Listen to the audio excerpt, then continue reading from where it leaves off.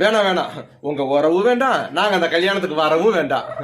இவனை என் தலையில கட்டும்போது ஒத்த பவுனு கூட போடாம அந்த வீட்டை மட்டுமே கண்ணுல காமிச்சு விரட்டினவங்க தானே நீங்க. இப்ப என்னடான்னா இளைய மகளுக்கு தாலி கட்டணும்னா மாப்பிள்ள சொத்து எழுதி கேட்டாருன்னு எழுதி கொடுத்துட்டேன்னு என்கிட்ட தானே அவன் சொல்றீங்களே, என்ன ஒரு வில்லத்தனம். ஏங்க நீங்க கத்திக்கிட்டு இருக்கீங்க? இதை பிடிங்க.